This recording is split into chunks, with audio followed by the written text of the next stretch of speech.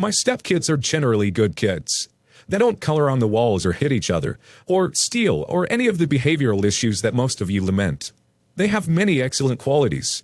Stepdaughter 7 is one of my favorite people, and stepdaughter 12 can be nice when she's getting her way or getting attention. She's an extremely controlling person. She refuses to do chores, she eats with her hands, she's just really spoiled, which is not her fault. Whatever. I avoid her because she bosses everyone when she doesn't have control. But we don't actively fight. I leave her alone, she leaves me alone. We both count the days until she turns 18. Last week my mother died, ovarian cancer. Stepdaughter 7 and I cuddled on the couch a few sweet times. I love that kid. Stepdaughter 12 has been smart, kind enough to stay out of my way. Until today. Stepdaughter 12 asked if I was inheriting my mom's money. Sure, yes. Not really the #1 issue on my mind right now, but I get why a kid would be curious. She gave me a ducking list. A list of things she wants me to buy her. With money I inherit from my mom who just died. Name brand crap, makeup, braces, a car. I felt my face burning. I felt myself ready to scream. Duck these parents who spoiled her. And you know what? It's not even her parents' fault anymore. Stepdaughter 12 is old enough to know better. Anyone with any common decency would know not to do that. I'm tired of blaming her parents. She's 12, not 2. I'm not proud of this, but I ripped up the list in front of her face. I didn't yell at her, just tore the paper and threw it at her. That was probably bad. I don't care. I don't care. I'm tired of being expected to be perfect while her bio parents let all her behavior slide. They do absolutely nothing when she demands shopping trips, or is mean to her sister. But I have to be perfect. I love DW. I love SD7 like my own. I love BS1. I can't leave. In 6 years, stepdaughter 12 is going to leave. I will pay for her bedroom until then. But the minute the clock turns midnight on her 18th birthday, she's out of my house. I am so tired of this spoiled little princess. I would have told her your inheritance wasn't her business when she first asked. Now, a simple, "It's very rude to assume you have any claim on my inheritance," is enough. Your significant other should have a long talk with her about just how terrible a thing it was she did. She took the death of your mother, one of the worst things that can happen, and demeaned it, treated it like it was nothing, and treated your feelings like they don't matter. She needs to be made aware of just what a horrible, terrible thing it is she did. And if your significant other doesn't get this, you should throw something heavy at them. So, there's a long backstory to this. They both lived in our current home for about 10 years. They divorced a few years ago before I knew either of them, and most importantly, they have a kid together. It's 50-50 shared custody. He and I have been together for a year and a half and lived together. Overall, we're pretty happy together. It's been heavenly living with him, mostly, and I've never been happier. He says the same. When I first met his ex, she was very friendly. She hugged and smiled at me every time I saw her. She would come over a lot, sometimes show up at the door without calling. She also would call and/or text every day. At first I was okay with it because I figured it was in their child's best interest, and she seemed like a good person. She told me they had been more like roommates than a couple. The last 2 years of their relationship, they didn't have S, and before that, it was kind of rare. After a while, I noticed when she came over, she didn't talk to me and her daughter much. She spent most of the time standing facing my boyfriend and telling him stories of what she's doing. Which was fine at first, just kind of annoying. I genuinely wanted to be friends with her. When the pandemic started, my boyfriend and I decided to live together because we were together all the time anyway. I know, only fools rush in. I was staying at his house 24/7, noticed the house had a lot of her stuff here. She still kept makeup in the master bedroom drawer. She had over 50 cardboard boxes of her and her mom's stuff in the basement, and even her old wedding dress in a closet upstairs. Every drawer in every closet was jammed-packed full of stuff. It's a huge house, so it took me a while to realize how much stuff she personally had here. One time, I was cleaning out the spare bedroom, and there was a huge bin full of stuffed animals, like a lot of them. I took them out, and there was a D in the bottom of the bin. It was too much for me. I love decorating and organizing, and this crap was nasty. I gently nudged him to ask her to get her stuff out, and he did.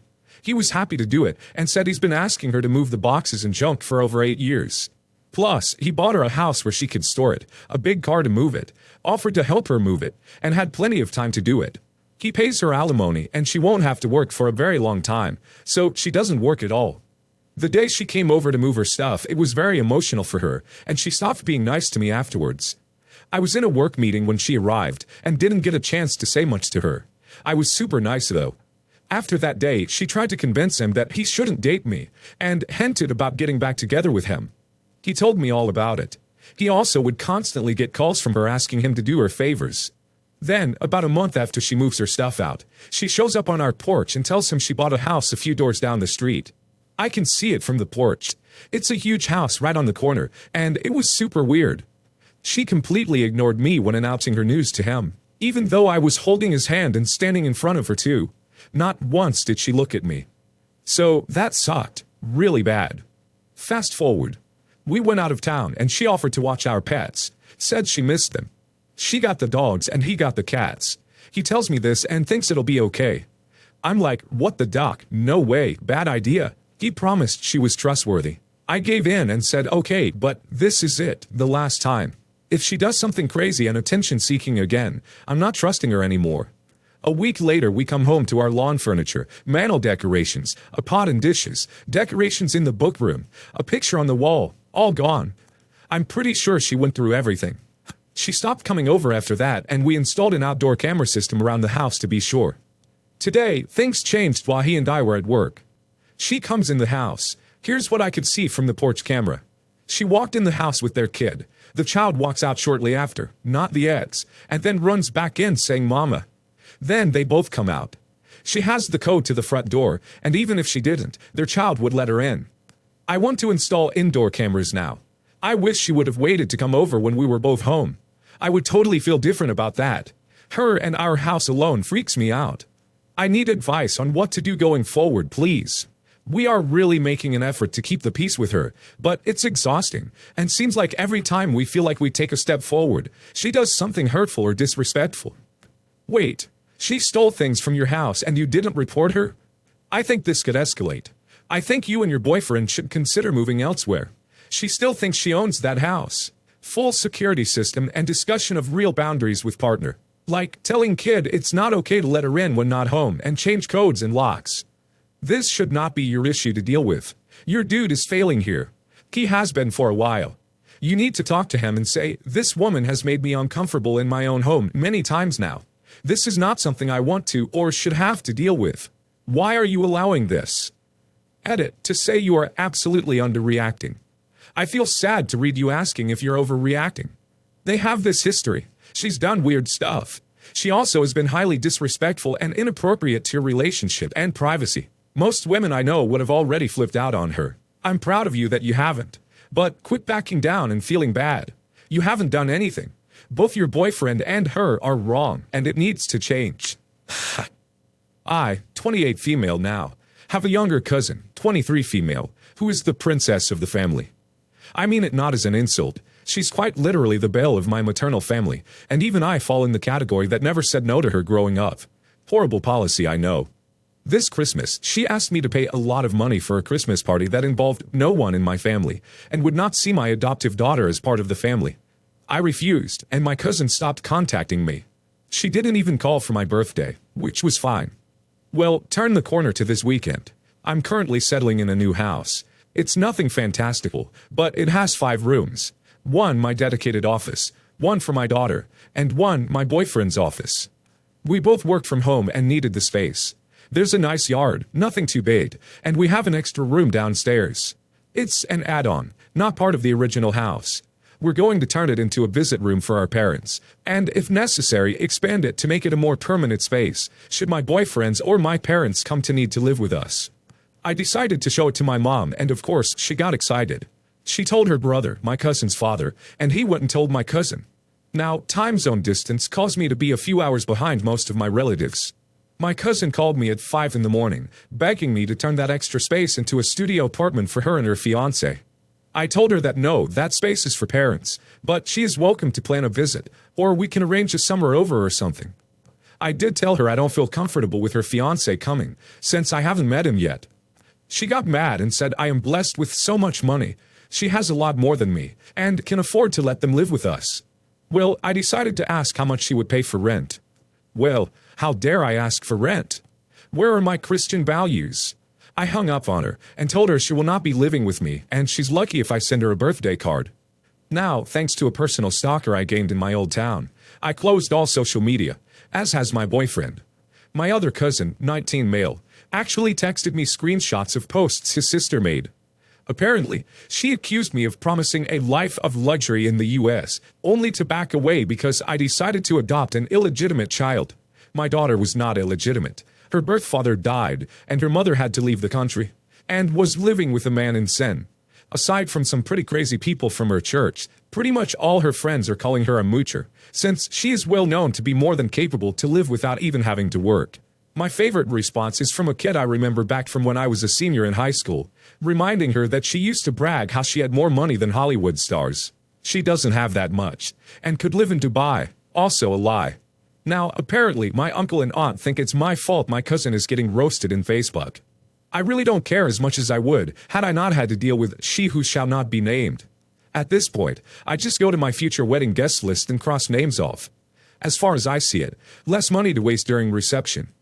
I am partial to inviting her little brother to live with me, since my new town has an amazing university, and I can certainly afford having him with me for a few years. Maybe even pay for a part of his tuition. Would think long and hard about how difficult life would be for the cousin's brother, should he go live with OP. Plus, have OP pay part of his tuition. It's a great and giving gesture though, and it make entitled cousin furious. Isn't the cousin planning to live in Sen too, since she wanted to move in with her fiancé? My father remarried when I was 14 and my sister was 10, and stepsister was 6. I've never considered my stepsister my actual sister, because my father and stepmom really didn't make us mingle a lot. When I was 18 I left the house and went to college. I've been quite successful in my endeavor since, and am one of the founders of a moderate-sized company. My sister got married a couple years ago, and I gave her a large sum to help her with the wedding. She was greatly appreciative. She didn't need the money, but I insisted on helping her pay for the portion of the wedding because I wanted to. My stepsister is now getting married. I'm happy for her, but really I'm not too bothered by it. She asked me for some money, but I refused. Like I said earlier, I don't really care for her and barely meet her. Frankly, I thought she was crazy to even ask me, but I'll give her the benefit of the doubt. My father called me and asked me to help her because she doesn't really have a lot of money. I feel bad for her, but it isn't my problem. My father said I could start bonding with my stepsister through this, but I don't really want to. I told him I'd think about it, and he seemed quite happy. How do I tell him I won't be sponsoring her wedding, or want a relationship with her? She asked you? Wow, how entitled. Dad's just going to have to deal with it. No harm, no foul. She knows you're not close and asked? If she does not have a lot of money, she should have a small budget wedding. Not going all out thinking she can get your money. The entitlement, dang. Just tell him that you're not going to, because you are not close, and that you do not want to have a relationship with her. Ah, yes, you can start bonding just as soon as it's financially convenient for her. Tell your dad that if he wants the step-siblings to be close, it needs to come from a place of genuinely just wanting to, not because someone needs a meal ticket.